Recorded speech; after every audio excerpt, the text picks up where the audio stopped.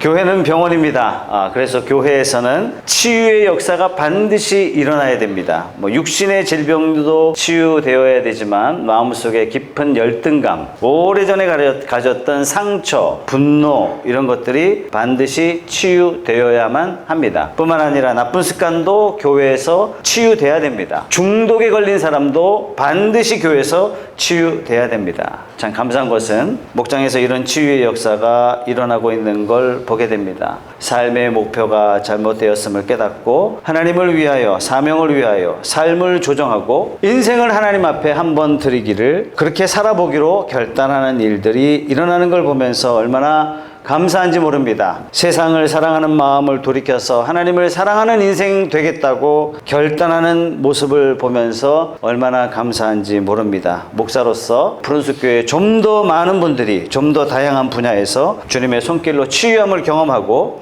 하나님 안에서 변화된 삶을 살기로 다짐하는 이런 변화가 많이 일어나기를 소원합니다. 교회는 병원입니다. 그런데 교회는 병원인데 교회에서 치유받아야 하는데 나는 왜 변화가 없을까? 내 성격의 문제를 놓고 기도하는데, 내 습관 문제를 놓고 기도하는데, 내 질병의 문제를 놓고 기도하는데, 내 신앙의 문제를 놓고 기도하는데 왜 응답이 없을까? 왜 남들에게는 이런 놀라운 변화가 일어나는데, 왜 남들에게는 이런 치유의 능력이 막 일어나고 있는데 왜 나에게는 이런 변화가 일어나지 않을까? 이렇게 생각하시는 분들이 있죠. 오늘 본문의 말씀이 왜 이런 치유가 일어나지 않는지 원인을 밝혀주시는 본문의 말씀이라고 생각이 됩니다. 자, 오늘 말씀에 보면은 38년 동안 알아놓은 사람이 나오는데요. 이 사람의 병명이 정확하게 뭔지 나와 있지 않습니다. 그러나 한 가지 확실한 것은 이 병으로 도저히 움직일 수 없는, 항상 누워야 되는, 조금이라도 움직이려고 하면 누군가의 도움이 없으면 움직일 수 없는, 그야말로 중병 중에 중병이라는 것은 우리가 알 수 있습니다. 전신불구의 몸인지 아니면 암에 걸리신 분인지 아니면 중풍에 걸린 사람인지 우리는 알 수 없지만 어쨌든 간에 이 사람은 남의 도움이 없다면 전혀 움직일 수 없는, 생활이 불가능한 깊은 병에 걸린 사람이면은 틀림이 없습니다.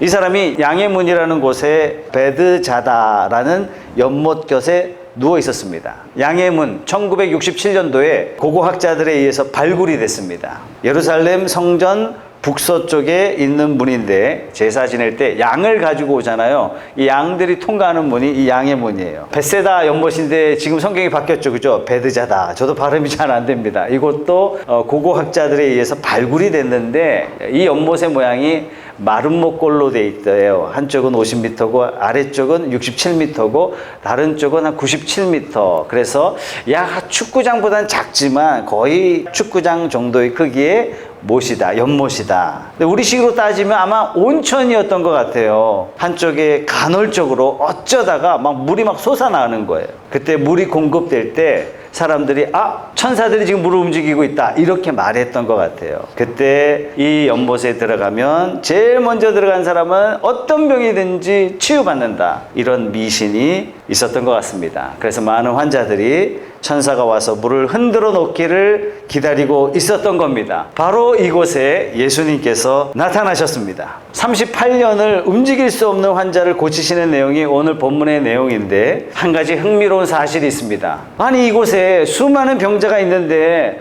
예수님께서 지나가시면서 옷자락만 만져도 치유되는데 예수님이 지나가시면서 낫거라 한마디만 해주시면 되는데 예수님 그렇게 안 하셨어요. 왜 많은 사람들 가운데 딱 이 사람 한 사람만 딱 골라서 고치셨는지 모르겠습니다. 하나님의 일하시면은 우리가 이해할 수 없는 불가사의한 것들이 좀 있는 것 같습니다. 저도 아픈 분들을 위해서 기도하고 결과적으로 어떤 사람은 극적으로 낫는 걸 체험도 하고 어떤 사람은 조금 변화되는 것을 경험하기도 하고 어떤 경우에는 아무리 기도해도 이 사람 병이 안 낫는 거예요. 호전될 기미가 안 보여요. 어떤 때는 변화가 일어나고 어떤 때는 변화가 일어나지 않는지 저는 잘 모릅니다. 꼭 믿음이 있는 분이라고 치료받는 것도 아니고 믿음이 없는 분이라고 아무런 치유가 없는 것도 아닌 것 같아요. 네, 어쨌든 오늘 38년 된 병자를 예수님께서는 고쳐주셨습니다. 오늘 6절에 보면 예수님께서 이상한 질문을 하세요. 예수께서 누워있는 그 사람을 보시고 또 이미 오랜 세월을 그렇게 보내고 있는 것을 아시고는 물으셨다. 낫고 싶으냐? 아주 이상한 질문 아닙니까? 아니 38년을 병으로 고생했는데 낫고 싶지 않은 사람이 어디 있겠어요? 그래서 여기 와 있는 거 아닙니까? 낫고 싶은 한 줄기 희망을 잡고자 지금 베드자다라는 연못에 와 있는 것 아니겠습니까? 자, 오늘날 병원에 가서 아주 중한 질병을 발견하고 어떤 사람은 더 이상 치료를 원치 않습니다. 이런 분 있어요, 없어요? 있습니다. 낫기를 간절히 원하지만 돈이 없어서 더 이상 치료를 원치 않는 경우가 우리 주변에 있습니다. 그러나 오늘 본문은 그런 경우가 아니에요. 매 순간 좀 이 병이 나았으면 하는 간절한 바람을 가지고 있었던 환자인 것 같아요. 그런데 이 병자에게 예수님께서 낫고 싶니? 이렇게 묻고 계신 겁니다. 우리 주님께서는 사람의 마음을 훤히 꿰뚫어 보시잖아요. 우리 주님께서는 내 입으로는 낫고 싶습니다. 내 입으로는 믿음을 갖기를 원합니다. 내 입으로는 변화를 원합니다. 이렇게 표현하지만 실상 그 마음 깊숙한 곳에서는 그게 아닌 것을 우리 주님은 아십니다.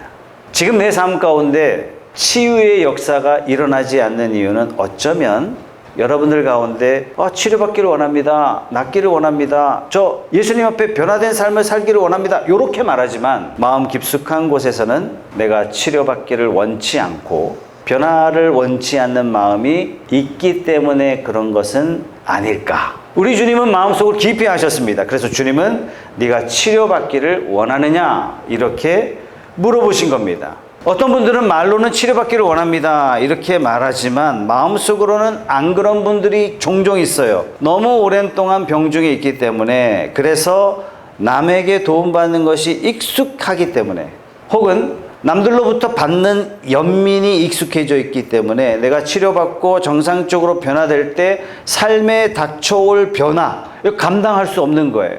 나의 책임, 감당할 수 없는 거예요. 그래서 치료받기를 두려워하는 그런 분들이 계십니다.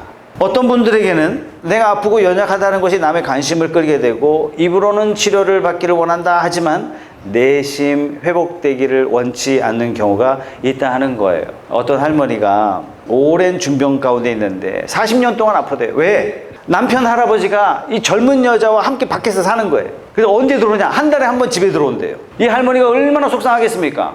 그래서 남편 들어오는 날은 그냥 알아놓는 거예요. 스스로 말도 하고 스스로 움직일 수도 있지만 남편이 온다 그러면 머리에 띠 싸매고 그냥 누워 있는 거예요. 나를 이렇게 만든 남편에 대한 원망의 표시죠. 내가 이렇게 아파 누워 있으면 혹시 남편이 돌이켜 삶을 변화할 수 있지 않을까 하는 그런 마음이 있는 거예요. 나의 아픈 것이 남편에게 시위가 되고 반항이 되고 남편에게 호소하는 도구가 되는 한 마음 깊숙한 곳에서 나는 치료받기를 원치 않습니다. 그런 생각이 없습니다. 하는 겁니다. 여러분 삶 가운데 치료를 경험하지 못한 분들, 변화를 체험하지 못하는 분들, 그런 성도님들, 믿음이 자라지 않는다고 말씀하시는 성도님들 스스로에게 진지하게 물어보셔야 돼요. 나는 진정 낫기를 원하는가? 나는 진짜 예수님 닮아가기를 원하는가? 근데 믿음이 자라가게 되면요, 책임이 생겨요. 그렇죠. 제 고등학교 친구가 20년 동안 안수집사예요. 교회에서 자꾸 장로하라 얘기하는데 이제 안 하겠습니다. 안 해요. 왜 안 해요? 그 책임을 감당하기 힘든 거예요.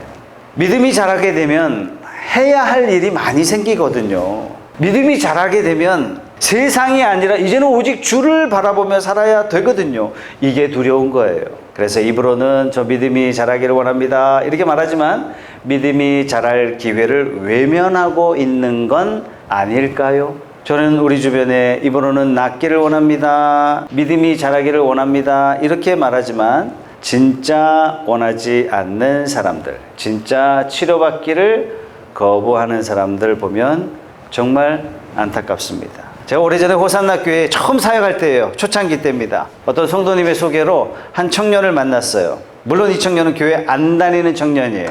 이 청년을 저에게 왜 보냈느냐? 이 친구가 성중독, 음란 포르노 중독이에요. 유사 성행에 중독된 청년이에요. 아마도 저를 소개하신 그 집사님이 최 목사님을 만나봐라. 이렇게 해서 저를 용기 내서 찾아왔던 것 같아요. 대화하면서 본인이 저질렀던, 본인이 경험했던 모든 죄들을 다 솔직하게 이야기했어요. 그래서 제가 물어봤어요. 왜 끊고 싶냐? 그랬더니 머뭇머뭇거려요. 그러면 제가 도와줄 방법이 없는 거죠. 안타까운 거예요. 이것 때문에 자신의 젊은 인생이 망쳐지는 것을 자기 눈으로 보고 있어요. 이것 때문에 자기 부모가 얼마나 속상해하고 얼마나 그 마음이 무너지는지 보면서 본인은 변화되기를 원치 않는 거예요. 도와줄 방법이 없어요. 여러분들에게 묻고 싶습니다. 진짜 믿음이 자라기를 원하십니까? 진짜 여러분 낫기를 원하십니까? 서울에서 제가 청년 사역을 할 때 청년들이 사역을 하다 보면 잘 다투거든요. 잘 싸워요. 제가 중간에 중재도 하고 꼭 물어보면 이래요. 어떤 청년은 목사님 저 원래 이래요. 나 원래 이런 인간이니까 건들지 말란 얘기예요. 그렇게 말하면 더 이상 제가 접근할 방법이 없는 거예요. 그래 나 본래 못됐다. 나 원래 승질 더럽다. 이렇게 말하면요. 더 이상 진전이 없는 거예요. 더 이상 진척할 수가 없다라고 선 아예 그어버리는 거예요. 본인의 못된 성질, 급한 성질, 나쁜 성질 그냥 다 받아들이고 오히려 자랑스럽게 여기고 이거에 대해서 나는 변화하기를 원치 않습니다. 라고 선을 그어버리는 겁니다. 성격이 급하다는 이유로 나의 실수 그냥 넘어가세요. 나 성질 들어온지 몰랐습니까? 그러니 어쩔 수 없는 거니까 이거 그냥 지나가세요. 제가 고등부 사역을 할 때, 고등부 담당 목사를 할 때 한 번은 교회 집사님들하고 고등학생들하고 축구 시합을 했어요. 토요일 날 아침에. 여러분 고등학교 청소년들하고 축구하는 거예요. 근데 뭐가 잘 안 됐는지 제일 덩치가 큰, 이제 우리 교회에서 제일 덩치 큰 사람이에요. 손이 있다만해. 예, 제가 삼손이라고 별명 붙였는데 이 제일 등치 큰 집사님이 고등학생들하고 싸우면서 막 육두문자를 쏘아가면서 싸움박질 하는 거예요. 누구하고 싸워요? 고등학생하고. 저도 옆에 있는데. 그래서 제가 안수 집사니까 정신 차리고 그만두겠지 했는데 안 멈춰져요. 그래서 제가 그 옆에 가서 섰어요. 서서 욕하고 있는 안수 집사님을 향해서 집사님 뭐 하고 있는 거예요? 너의 신분을 망각하지 마라 이거예요. 결국 싸우다가 축구가 중단돼서 끝났어요. 그러니까 주일날 저를 만나서 미안한 마음으로 저한테 하는 얘기가 제가 다혈질이라서 무슨 얘기예요? 미안하지만 나는 나의 변화를 기대하지 마십시오. 어떤 여자 성도님들이 얘기해요. 목사님 제가 쇼핑을 너무 좋아해서 큰일이에요. 큰일이지만 변화를 기대하지 마십시오. 이런 얘기예요. 이래서는 안 된다는 점은 알고 있지만 그렇다고 해서 변화를 기대하지는 마십시오. 이런 얘기입니다. 믿음도 마찬가지죠. 사실 못 믿을 사람이 없습니다. 내가 정말 믿기를 원한다면 하나님 만나주세요. 왜? 하나님은 죄인을 찾고 계시기 때문에 그렇습니다. 하나님 만나주세요. 예수님 만나주세요. 이 기도 간절히 한다면 우리 주님 왜 안 만나주시겠습니까? 그런데 하나님을 피하고 있어요. 하나님 만나는 거 거부하고 있어요. 왜 그렇죠? 내가 해야 할 책임과 혹시 하나님이 나에게 더 많은 헌신을 요구하지 않을까 두려운 거예요. 그래서 하나님을 피하고 있는 겁니다. 성도 여러분, 우리가 치유를 체험하고 변화를 체험하고 믿음이 자라기 위해서는 다윗과 같은 기도가 필요합니다. 시편 26편 2절의 말씀에 다 같이 읽어볼까요? 시작. 주님 나를 샅샅이 살펴보시고 시험하여 보십시오. 나의 속 깊은 곳과 마음을 달구어 보십시오. 내 마음의 동기를 보십시오. 라는 그런 고백이잖아요. 우리가 하나님의 능력을 체험하고 치유의 능력을 체험하고 변화의 능력을 체험하기 위해서는 우리는 하나님 앞에 정직해야 됩니다. 세상에서 가장 어리석은 사람이 누구예요? 하나님을 속일 수 있다고 생각하는 사람이 가장 미련한 사람 아닙니까? 그래서 하나님, 내가 정말 못하는 게 뭡니까? 하나님, 내 마음속에 정말 원하지 않는 것이 무엇입니까? 내가 믿기를 원하면서도 내 마음에 왜 두려움이 있습니까? 그 이유가 뭡니까? 하나님, 내 입으로는 치유받기를 원한다고 말하지만 내 아픈 상태를 받아들이고 있는 건 아닙니까? 도대체 그 이유가 뭡니까? 내가 아픈 가운데 남들로부터 받는 관심과 연민에 만족하고 있는 것은 아닙니까? 배우자 관심 때문에 내가 계속 아파하고 있는 것은 아닙니까? 주님, 나를 샅샅이 살피시고 시험하여 보십시오. 나의 속 깊은 곳과 마음을 달구어 보십시오. 그래서 우리가 하나님 앞에 정직한 모습으로 서고, 하나님, 저는 믿지 못하는 게 아니라 솔직히 안 믿는 겁니다. 저를 도와주십시오. 내가 변화가 안 되는 것이 아니라 지금 내가 변화를 원치 않고 있는 것입니다. 주님 도와주십시오. 내가 정말 치유받기를 원합니다. 내가 정말 변화받기를 원합니다. 내가 정말 하나님의 자녀로 살기를 원합니다. 하나님, 내가 믿음의 책임감 있는 사람이 되고 내가 해야 할 일을 하는 그런 사람이 되고 싶습니다. 하나님, 그런 마음을 나에게 주십시오. 나 자신을 살피고 하나님께서 나를 고쳐주시기를 진심으로 기도해야 됩니다. 사랑하는 성도 여러분, 치유를 체험하지 못하고 변화를 체험하지 못하고 믿음의 성장이 멈춘 분들, 정말 내가 낫기를, 정말 내가 변화되기를 원하는가? 우리가 치유와 변화를 체험하지 못하는 첫 번째 이유는 솔직히 진정으로 내 속에서 변화와 치유를 원치 않기 때문입니다. 네가 낫기를 원하느냐? 이 이상한 질문을 하신 다음에 또 이상한 말씀을 하세요. 8절 말씀입니다. 같이 읽어보죠. 시작. 예수께서 그에게 말씀하셨다. 일어나서 내 자리를 걷어 가지고 걸어가라. 이상한 말씀 아닙니까? 이 사람이 낫기를 원치 않는다는 것이 이미 7절에 나와 있는데 낫기를 원합니다 라고 대답을 하든가, 그런 다음에 자리를 걷어가지고 걸어가라 이렇게 말해야 되는 게 아닙니까? 그런데 이 사람이 뭐라고 이야기합니까? 7절 말씀이에요. 이 병자가 대답하였다. 주님, 물이 움직일 때 나를 들어서 못에다가 넣어주는 사람이 없습니다. 내가 가는 동안에 남들이 나보다 먼저 못에 들어갑니다. 불평이에요. 이거 원망이에요. 핑계입니다. 이 사람이 정말 낫기를 원하는지 어떻게 알 수 있어요? 그 마음속에 불평과 원망이 있느냐 보면 이 사람이 진심으로 낫기를 원하는지, 그런 마음이 있는지 없는지 알 수 있습니다. 여러분, 교회 다니다가 그만두신 분들 만나서 가끔 이야기 들어보면 흔히 들을 수 있는 원망이죠. 아, 너 아무개 장로 때문에 난 못 믿어. 교회 안 가. 나는 누구누구 때문에 하나님 못 믿겠어. 내가 저 사람 때문에 내가 다시는 교회 다니나 봐라. 나 신앙생활 안 한다. 나는 이런저런 이유 때문에 치유받지 못한다. 38년 된 병자가 바로 이런 사람 아닐까요? 그런데 주님께서는 네가 낫고자 하느냐? 예, 낫고 싶습니다. 아, 이러면 되잖아요. 그런데 주님, 물이 움직일 때 누가 도와줘야죠. 남들이 안 도와줘서 저 사람 때문에 내가 못 들어가고 있습니다. 딴 사람이 먼저 들어갑니다. 즉 원망과 불평이 이 사람에게 있습니다. 이 사람에게 일어나서 내 자리를 걷어가지고 걸어가라. 38년을 꼼짝없이 누워 있어야 했던 이 사람에게 일어나서 네 자리를 걷어가지고 걸어가라. 주님께서 선포하셨습니다. 9절에 보니까 이 사람이 곧 나아서 자리를 걷어가지고 걸어갔다. 처음 믿는 분들, 또 성경을 처음 대하시는 분들은 굉장히 의아할 만한 그런 본문입니다. 그러나 우리 주님의 병 고치시는 능력은 2000년 전이나 지금이나 앞으로나 여기나 전 세계나 치유의 기적은 활발하게 일어나고 있습니다. 38년 된 병자가 일어났어요. 저는 이 구절을 보면서 처음에 볼 때 참 이상했어요. 아니, 일어날 수 없는 사람에게 일어나 네 자리를 걷어가지고 가라, 어떻게 이렇게 말씀하실까?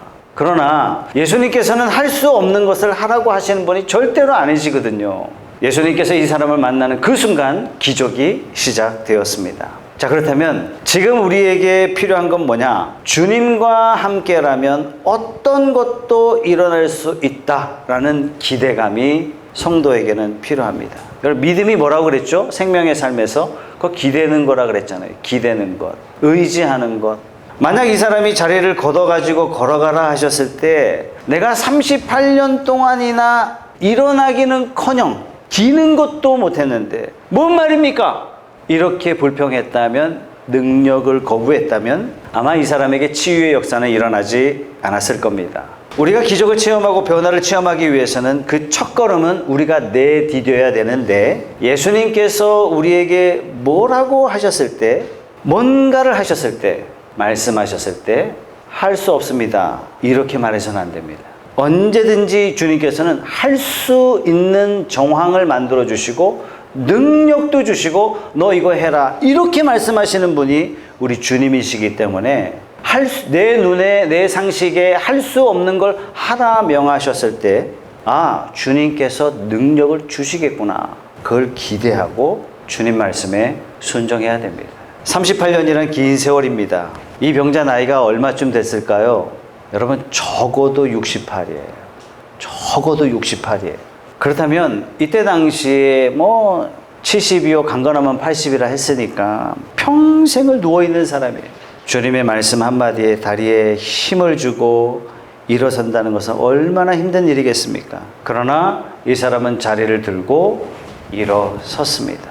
예수님께서 자리를 걷고 걸어가라 이렇게 하셨을 때 고치셨구나. 일어설 때 그냥 일어서지는 겁니다. 걸을 때 발걸음이 떼지는 겁니다. 자리를 드니까 그냥 들어지는 거예요. 기적의 역사가, 치유의 역사가, 변화의 역사가 체험되기 위해서는 반드시 우리 마음속에 뭐가 있어야 되냐면 주님이 함께 하시면 뭔가가 반드시 일어난다. 이런 기대치가 있어야 됩니다. 이런 기대치가 없기 때문에, 이런 믿음이 없기 때문에 기적의 역사, 치유의 역사, 변화의 역사가 없는 겁니다. 변화를 원하지만, 기적을 원하지만 많은 사람들이 하나님이 함께 하시면, 예수님이 나와 함께 하시면 뭔가가 이루어질 것이다. 이런 기대가 없어요. 예수 믿고 난 다음에 변함없이 죄짓고 회개하고 죄짓고 회개하고 죄짓고 회개하고 주일날 와서 주님 또 똑같은 죄를 저질렀어요. 알고 지은 죄든 모르고 지은 죄든 어쨌든 퉁쳐서 알아서 다 용서해 주세요. 그냥 이러고 지나갑니다. 주님이 나를 바꾸실 거라는 그런 기대가 없기 때문에 그렇습니다. 우리 하나님은 능력의 하나님이십니다. 그 하나님을 믿는 자는 기대가 있어야 됩니다. 기대가 없기 때문에 하나님의 역사가 없는 겁니다. 우리가 예수님을 주님으로 영접하면 성령님께서 우리와 함께 해 주십니다. 성령님은 죽은 예수를 무덤에서 살리신 하나님이세요. 그분이 우리 안에 있기 때문에 우리는 입으로 할 수 없다라고 말하는 수많은 것들을 능히 할 수 있는 능력의 사람으로 살 수가 있는 겁니다. 전에 우리가 할 수 없는 일들을 이후에 할 수 있도록 하나님께서 하셨어요. 그래서 우리 마음속에는 이런 기대치가 있어야 됩니다. 우리 주님이 함께 하시면 무엇이든지 능치 못할 일이 없다. 이런 마음이 우리에게는 있어야 됩니다. 하나님께서 우리의 중독을 고치실 때도 마찬가지예요. 예수 믿게 되면 내가 중독된 것으로부터 완전히 자유하게 되느냐? 그런 건 아닙니다. 욕구 자체를 아예 하고 싶지 않도록 만들어 주시기도 하지만 일반적으로는 그렇지 않습니다. 하나님께서 우리를 구원하신 다음에 우리에게 능력을 주시겠다 이렇게 말씀하셨지, 세상을 다 바꿔주겠다, 문제를 없애주겠다 이렇게 말씀하신 적이 단 한 번도 없으십니다. 예수 믿고 신앙생활하면서 과거의 문제, 중독의 환경을 싹 없애주시지 않고 반면에 이것을 이길 수 있는 능력은 주십니다. 능력의 하나님 성령께서 우리 안에 계시면서 성령께서 내 안에 역사하시면서 나를 바꿔주시고 나에게 능력 주시고 나를 치유하시고 나에게 힘 주십니다. 그래서 저와 여러분들은 이런 기대치가 있어야 됩니다. 우리가 주변 사람을 보면서 야, 사람은 고쳐 쓰는 게 아니야. 야, 누구누구는 변화될 수가 없어. 야, 저 인간 변화되겠어? 야, 그가 변화될 수 있다면 내가 손에 장을 지지지. 왜 이런 말 합니까? 내 기준이 그렇다는 얘기예요. 하나님이 그렇다는 얘기가 아닙니다. 만약 이게 사실이라면 하나님의 능력은 도대체 어디 간 겁니까? 나도 나의 변화를 기대할 수 없다는 말이 되는 겁니다. 교회가 사람을 변화시키는 곳이 돼야 되는데 이 말 그대로라면 교회는 희망이 없는 곳이 돼버리고 마는 겁니다. 대체로 남을 믿지 못하는 사람은 그 깊은 심중에 내가 나를 믿지 못하는 마음이 가득 차 있기 때문에 그렇습니다. 가끔 이런 질문을 해요. 목사님, 하나님이 이런 죄도 용서하실까요? 무슨 뜻입니까? 나는 그런 죄 용서 못한다는 뜻이에요. 그렇기 때문에 아마도 하나님도 이런 죄는 용서 못하실 것 같아요. 어떻게 생각하고 있어요? 내 기준으로 하나님을 판단하고 있고 내 기준으로 사람들을 판단하고 있다는 뜻입니다. 그렇기 때문에 변화를 기대하지 못하는 거예요. 자기 수준으로 말입니다. 아닙니다. 우리는 변화될 수 있고 우리는 변화되어야 합니다. 아무리 의지력이 없는 사람일지라도 하나님 만나면 의지력이 강한 사람으로 하나님은 만들어 주실 수 있다라고 우리는 믿어야 됩니다. 아무리 게으른 사람일지라도 부지런한 사람이 예수 안에 될 수 있다라고 우리는 기대감이 있어야 돼요. 아무리 그 입이 거친 사람일지라도 예수 안에 은혜로운 말을 얼마든지 할 수 있는 그런 사람으로 하나님께서는 변화시켜 주실 수 있다라고 우리는 기대해야 돼요. 아무리 이기적인 사람일지라도 변화되어서 남을 사랑하는 사람이 될 수 있다라고 기다릴 수 있어야 됩니다. 여러분, 이것을 위해서 예수님이 죽으셨잖아요. 이것을 위해서 하나님께서 우리에게 성령을 보내주셨잖아요.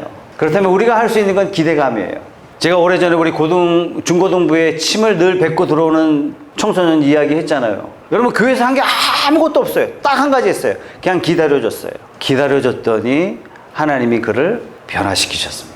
우리가 교회 생활을 하실 때마다, 기도 생활을 하실 때마다 성령님께서 이런 큰 변화를 만들어 가실 것을 기대하는 그런 저와 여러분들이 다 되시길 주님의 이름으로 축복합니다. 세 번째, 치유와 변화가 없는 이유가 뭐냐? 그건 죄 때문입니다. 예수님께서 이 사람을 고치신 다음에 이 사람이 고침받고 성전에 갔을 때, 성전에서 예배드리고 있을 때 예수님께서 이 사람을 다시 만나시면서 굉장히 예수님께서 흥미로운 말씀을 또 하셨습니다.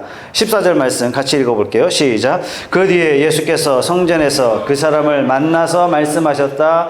보아라, 네가 말끔히 나았다. 다시는 죄를 짓지 말아라. 그리하여 더 나쁜 일이 너에게 생기지 않도록 하여라.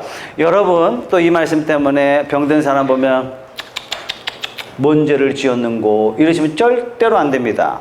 예수님께서 분명히 말씀하셨어요. 요한복음 9장에 보면 날 때부터 소경이 나오는데 제자들이 예수님께 묻습니다. 본인의 죄 때문에 이런 저주를 받았습니까? 아니면 부모의 죄 때문에 이렇게 된 것입니까? 그랬을 때 예수님께서 분명히 말씀하셨어요. 이 사람이나 부모가 죄를 범한 것이 아니다. 선언하셨습니다. 우리가 경험하는 질병은 대부분 죄 때문은 아닙니다. 그러나 오늘날 현대의학이 우리가 가지는 모든 질병의 근본적인 원인이 뭐냐? 그 죄 때문이다. 이렇게 이야기합니다. 내장기관, 순환기 계통의 많은 병은 마음속에 염려 때문에 생긴다. 현대의학 의사들이 그렇게 얘기해요. 용서하지 못하는 마음 때문에 신경기관에 막 질병이 생기고, 내과 의사는 우리가 가진 70%의 질병은 궁극적으로 따진다면 염려와 분노와 두려움과 화냄 때문에 생긴 것이다. 아직까지 우리 암의 원인이 뭐냐? 확실한 건 없지만 대부분의 의사가 이렇게 얘기합니다. 스트레스입니다. 여러분, 하나님을 신뢰하지 않는 것, 요게 가장 큰 죄입니다. 분노하는 것. 내가 왜 분노하죠? 내가 심판자가 되니까 분노하는 거예요. 저놈 죽여야 되겠다는 얘기예요. 저 못된 놈 반드시 잘 안 돼야 되겠다는 얘기예요. 왜요? 내가 심판자가 되어 있는 거예요. 죄입니다. 야고보서 5장 16절 말씀 보겠습니다. 다 같이 한번 읽어보겠습니다. 그러므로 여러분은 서로 죄를 고백하고 서로를 위하여 기도하십시오. 그러면 여러분은 낫게 될 것입니다. 의인이 간절히 비는 기도는 큰 효력을 냅니다. 내게 치유의 역사가, 내게 변화의 역사가 없는 이유가 뭐냐? 아니, 회개할 죄를 가지고 있는데, 치유와 회복을 하나님께서 1차적으로 해주셨지만, 그러면 죄를 멀리 해야 되는데 여전히 죄를 붙잡고 있는 거예요. 여러분, 진정한 치유와 변화를 위해서 우리는 죄를 짓지 말아야 됩니다. 이 노름에 중독되는 어떤 분이, 노름 한번 하면, 노름, 낚시, 뭐 이런 것들은 참 비슷한 현상이 있지 않습니까? 집에 안 들어가요. 그 시간과 돈을 바깥에서 많이 쏟아내요. 그래서 교회에서 막 기도하는 가운데 이분이 회복이 됐어요. 이분 정신 차린 거죠. 그래서 가출 중에 있던 이 사람이 돌아왔어요. 그리고 아내와 함께 합치게 되고 정상으로 돌아왔습니다. 그런 다음에 뭐 해야 됩니까? 믿음 지키기 위해서 성경 공부도 하고 생명의 삶도 나오고 예수 영접 모임도 하고 그래 생명의 삶도 하고 새로운 삶도 하면서 삶을 변화시켜야 되는 거 아닙니까? 그리고 나의 신앙을 이렇게 막 동기부여해 줄 목장 모임에 참여하고 막 이래야 되는데 회복되면서 바로 세상 친구들과 방탕하게 놀러 다니게 됐습니다. 그러면서 다시 노름에 빠졌어요. 여러분, 성경은 우리에게 뭐라고 하냐면 14절 말씀입니다. 그 뒤에 예수께서 성전에서 그 사람을 만나서 이렇게 말씀합니다. 시작. 보아라, 네가 말끔히 나았다. 다시는 죄를 짓지 말아라. 그리하여 더 나쁜 일이 너에게 생기지 않도록 하여라. 여러분들이 계속되는 치유와 계속되는 변화를 경험하기 위해서는 삶 가운데 훈련이 들어가야 됩니다. 삶 공부에 참여하시고 무엇보다도 목장 모임에 참여하고 영적으로 나태해지면 나를 이끌어주고 나에게 경고도 해주고 나에게 사인도 주고 혹시 내가 문제에 빠질 때 내가 그 문제를 고백하게 될 때 영적으로 도와주고 내가 잘못했을 때 지적해주고 사랑으로 이끌어줄 믿음의 공동체 안에 반드시 있어야 됩니다. 그렇지 않으면 우리는 다시 나쁜 습관, 나쁜 문제에 얼마든지 빠질 수 있습니다. 여러분, 목장 모임을 더 소중하게 여기십시오. 어떤 분이 나한테 질문했어요. 목장 먼저 갈까요? 주일 예배가 더 중요합니까? 목장이 더 중요하다고. 목장이.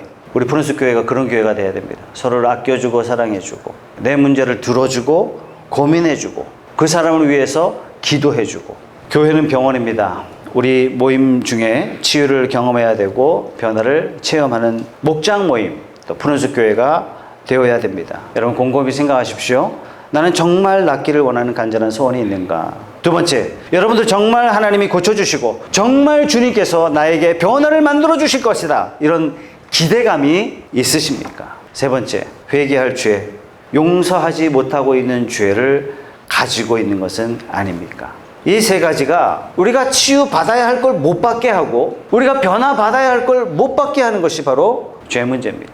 마지막으로 한 가지 꼭 짚고 넘어가고 싶은 게 있는데요, 치유와 변화를 방해하는 한 가지가 있습니다. 그게 바로 부정적인 분위기. 예수님께서 자리를 들고 걸어가라 이렇게 하셨을 때 아마 자리가 뭐 이불이나 침낭, 오늘날쯤 되면 막 그쯤 되지 않겠습니까? 가난한 사람이라 집도 없습니다. 근데 자리를 들고 가는 모습을 본 어떤 유대인이 이날이 안식일이었던 거예요. 유대인의 율법에서는 안식일에는 아무것도 하지 말라. 안식일에 장작 패면 안 됩니다. 장작을 패서 머리에 이고 오면 큰일 나는 거예요. 그래서 유대인들은 안식일에 머리에 이면 안 되는 38가지 정해져 있어요. 바느질하는 것도 안 됩니다. 그래서 혹시 바늘이 옷에 끼어져 있으면 그 바느질 한 거예요. 안식일을 범한 게 되는 겁니다. 그래서 안식일에 저녁 때는요, 여인들이 뭐 몸을 막 더듬기 시작하는 거예요. 혹시나 옷에 바늘이 꽂혀 있을까봐. 진풍경이죠. 진풍경이에요. 가발도 안 됩니다. 머리에 인게 되는 것이니까. 그런데 자리를 들고 가는 병 나은 이 38년 된 병자를 유대인이 본 겁니다. 10절에 뭐라 그래요? 오늘은 안식일이니 자리를 들고 가는 것은 옳지 않습니다. 여러분, 기가 막힐 일이죠. 놀랄 일이에요. 38년 동안 병에서 있다가 노임을 받았는데, 38년 병중에 있다가 치료받았는데 이게 안 보이는 거예요. 이거 안 보이고 뭐만 보여요? 안식일을 범한 게 눈에 보이는 거예요. 여러분, 이게 부정적인 마인드예요. 교회 안에 부정적인 마음이 생기면 교회에서는 치료와 변화가 일어나지 않습니다. 여러분, 푸른숲 교회는 영적으로 성숙한 교회가 되어야 됩니다. 성도가 성도를 바라볼 때 좋은 점을 보고 하나님께서 이분을 통해서 일하시는 것을 기대하고 그 사람을 하나님께서 사랑으로 보시고 계심을 나도 그 눈으로 볼 수 있어야 됩니다. 그런데 꼭 반대로 하죠. 인간적인 눈으로 그 사람을 평가하고 이래서 나쁘다 저래서 나쁘다. 여러분, 그러면 치유와 변화를 체험할 수가 없습니다. 교회는 병원입니다. 누가 완벽한 사람이 교회에 오겠습니까? 이 세상에 완벽한 사람도 없습니다. 다 부족한 사람이에요. 작은 것은 대범하게 그냥 넘어갈 줄 알아야 돼요. 아량이 넓은 사람이 돼야 됩니다. 아니, 피아노가 여기 있으면 어떻고 여기 있으면 어때요? 강당에 올라가면 어떻고 내려가면 어떻습니까? 별 문제 아니면 목사님 알아서 하세요. 이렇게 이야기하셔야 됩니다. 그래서 우리는 이런 말을 좀 자주 해야 돼요. 따라서 해보세요. 그럴 수도 있지. 그럴 수도 있지. 교회 분위기가 이런 분위기. 이게 용납하는 분위기예요. 주님의 치유와 변화가 있으려면 내 입장에서 좀 불편해요. 내 마음에 좀 안 들어요. 그렇지만 그럴 수도 있지. 깨림직하고 짜증나도 어떻게 해요? 그럴 수도 있지. 그 뒤에 역사하시는 하나님을 바라보고 그럴 수도 있지. 여러분, 이런 교회가 되어야 치유와 변화가 일어나고 매 순간 하나님의 능력을 체험하는 그런 교회가 될 줄 믿습니다.